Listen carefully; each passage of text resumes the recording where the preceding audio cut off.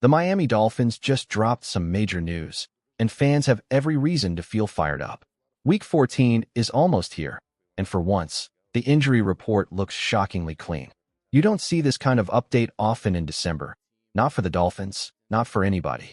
And that alone says something about where this team is mentally and physically heading into a crucial matchup against the New York Jets. Only a handful of players were limited in practice this week.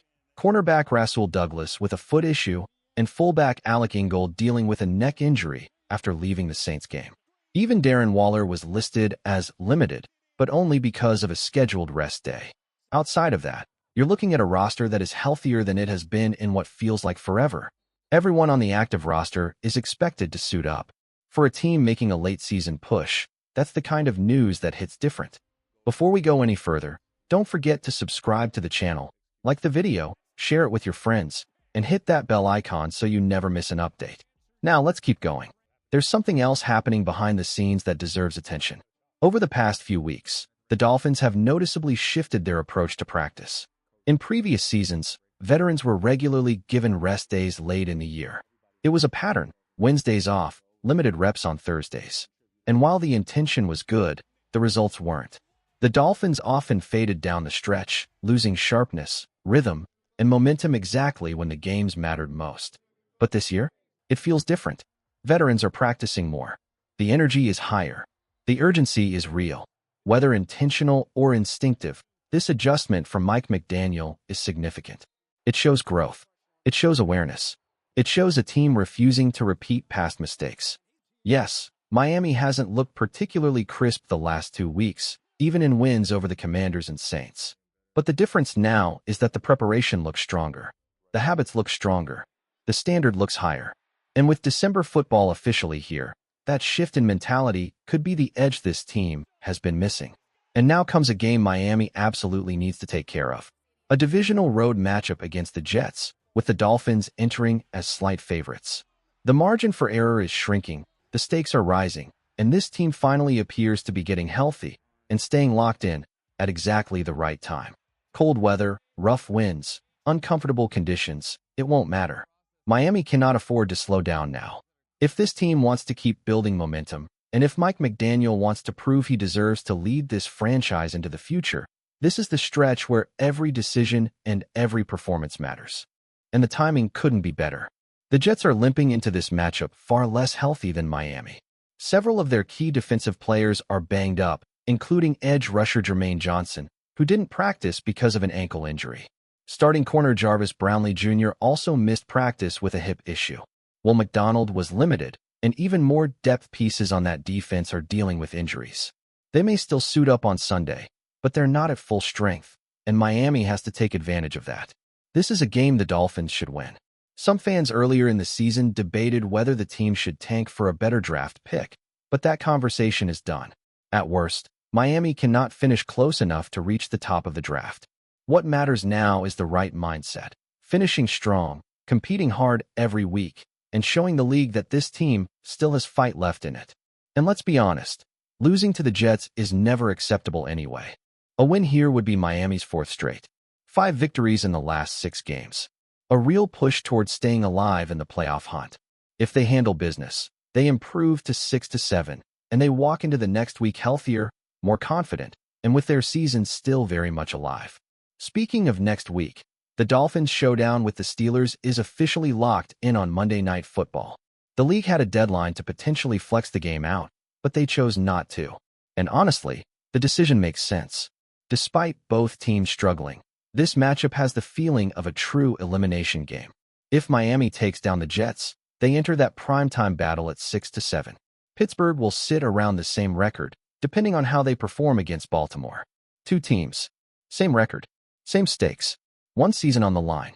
If both squads walk in at 6-7, the team that falls to 6-8 is essentially done. Maybe not mathematically, but realistically, the mountain becomes too steep. That's exactly why the NFL kept this game in the spotlight. It has the weight, the tension, and the urgency of a playoff matchup. And believe it or not, the following week could feature yet another game that's being considered for a flex.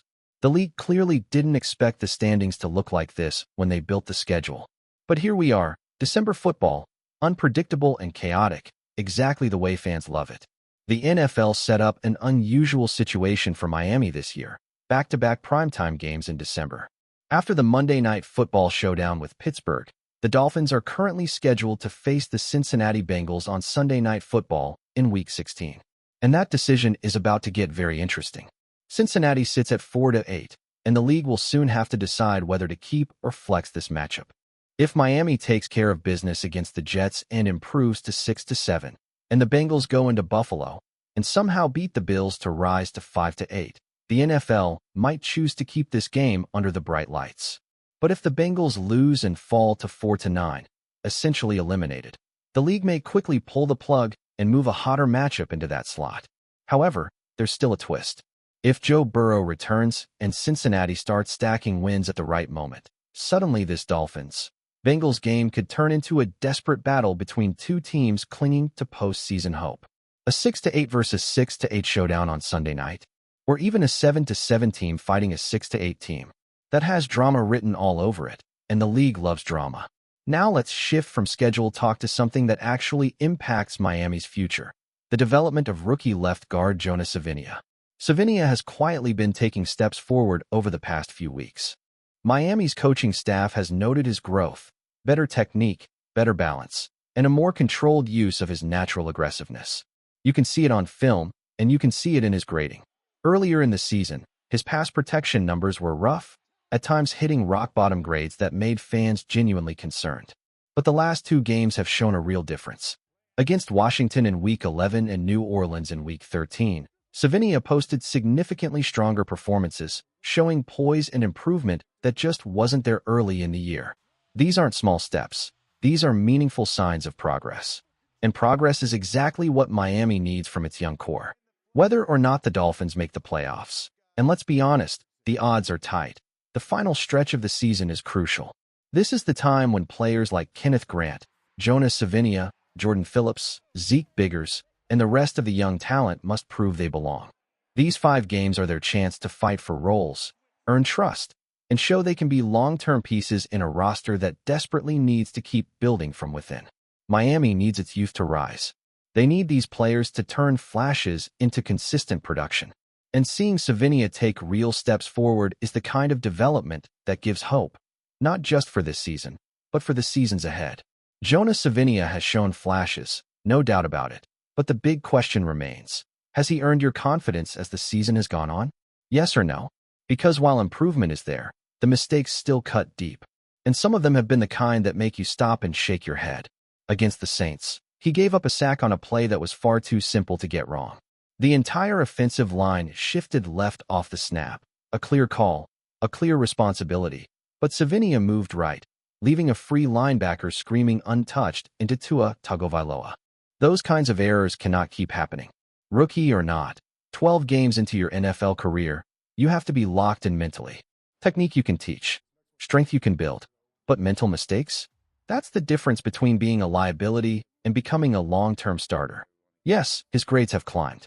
Early in the year, he wasn't just struggling. He was ranked dead last among all qualifying guards. Now he's risen, but only to the point of being 7th from the bottom. That's improvement, but it's still far from where Miami needs him to be. And it's important to be honest. His 2 best games came against 2 of the weakest pass rushing units in the league, Washington and New Orleans. Both rank near the bottom in pressure rate. Miami didn't exactly line up against elite defensive fronts during those performances, and that context matters. Still, progress is progress. Improvement is improvement. But he hasn't proven yet that he's anything more than a developing young player fighting to stay afloat. And that raises a much bigger question for Miami. What is Jonah Savinia's future with this franchise? Most of the offensive line is already under contract for next season. Patrick Paul still has years left on his rookie deal. Savinia is only in year 2 of his own. Aaron Brewer and Austin Jackson are entering contract years. James Daniels is locked in at right guard. Savinia could be part of this team for a long time, but nothing is guaranteed. Right now, he is not a long-term answer. Not yet. Not until he proves he can be more than a bottom-tier guard. If he earns the starting job again next season, fine. He'll have every opportunity to show he belongs. But Miami cannot afford to assume he's the guy. However, if he does develop into a reliable starter, If he stabilizes that left side next to Miami's left tackle, if he finishes the season strong against tougher opponents, then everything changes. A solid left tackle, left guard combination would transform the Dolphins' offense. It would reinforce the physical identity Miami has been building in the run game. It would give Tua more time. It would give the front office confidence. And it would eliminate one of the biggest question marks on the roster. Miami needs that. They need their young linemen to take ownership of the future. And these final weeks will determine whether Jonah Savinia is part of that foundation or just another temporary solution.